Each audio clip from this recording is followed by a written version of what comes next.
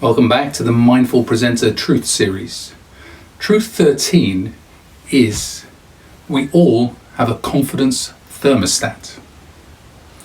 Confidence is a big issue when it comes to the world of presenting and public speaking, particularly presenting in business.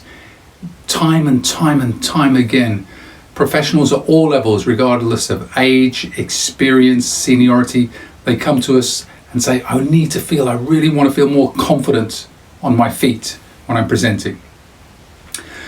In our workshops and coaching sessions, when I ask people, well, what do you think it truly takes to be a really confident presenter? They come up with a whole raft of different attributes and characteristics and qualities and traits. But when I boil those down, 3 of the core characteristics, if you like, or elements that people share with us is they say, well, you've got to have knowledge, you've got to know what you're talking about. And that makes sense. If you don't know what you're talking about, your confidence is going to be shattered. So knowledge will help your credibility and massively help your confidence. They also say things like preparation. You have to prepare. I talked about that in Truth 1, I believe. And then they say practice. I subscribe to that because I always say repetition is the mother of learning. Now, if we accept that, we then have to look at my experiences that I've worked with lots and lots of people that are experts in their field, truly gifted experts. They could speak extensively about the stuff that they know. So knowledge is not an issue. They also prepare exhaustively, sometimes over-prepared, that's what they tell me. And they practice extensively. So they are experts in their field, so much knowledge, they prepare like there's no tomorrow, practice extensively, but still, when it comes to what I call the moment of truth and they have to present, confidence is an issue. Let me introduce the confidence thermostat. It's not a trick, it's a gift I believe we all have. It's inherent within all of us. I use the crude analogy of a thermostat because everybody can relate to that. You know, you've got your thermostat, let's say at home, you're heating, and you could put it on a default setting, but it can go up and down. Confidence is a bit like that. Now let's take the confidence thermostat on a scale of 1 to 10. If you turn your setting up to 10, 10 is your maximum confidence, supreme confidence, whatever that means to you. Now keep in mind that my 10 on a scale of confidence and your 10 might be 2 very, very different things. So it's whatever that number means to you, okay? 1, the other side of the thermostat, is the lowest level of confidence, the lowest level. And again, whatever that means to you, my 1, 2, 3, your 1, 2, 3 could be entirely different. So just consider that. Now, it's my experience, just my belief. Remember, all of these truths revolve around my beliefs and my truth. So I don't expect you necessarily to like or agree or accept them, but just play with me on this. Because I believe that we all wake up every morning with an initial fleeting default level of confidence. You know, one morning you might wake up as a 5, the next a 3, one morning an 8, and it changes regularly because we're complex creatures. But whatever we wake up as, it doesn't stay there for long. We start our day, and it can happen within moments of starting our day. Somebody says something to us, somebody does something to us, we have an external experience, or just could be a thought or an image in our mind.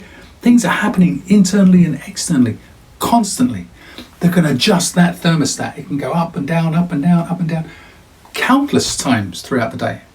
That's why most of us are exhausted by the time the day's ended. Now, I absolutely believe that we're having these experiences all the time.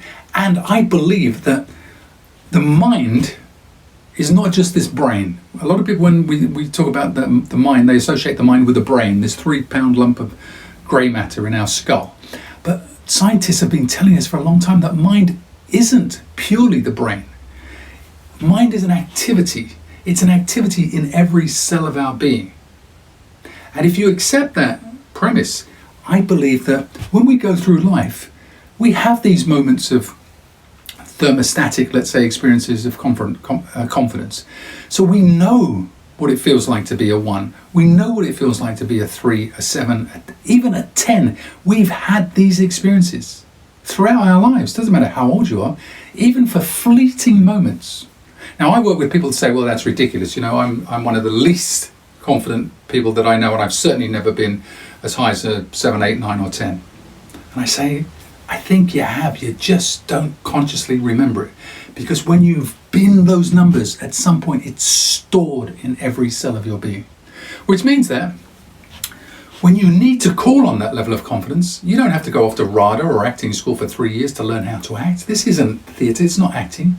Sometimes we just have to have the courage and the confidence to slow down and calm down and to choose where we want our thermostat to be. And we hold that number, we hold that image in the quiet of our own mind and see what it feels like to us individually, because remember, our numbers are different for different people.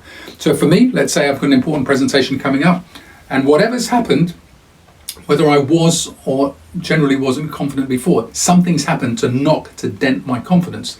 If I want to restore that before the presentation, I hold that image in my mind of what 8 looks, sounds and feels like in my personal world. And I hold that image, and I hold it strong and tight and make it vivid and clear and colourful. And I just hold it for as long as I can.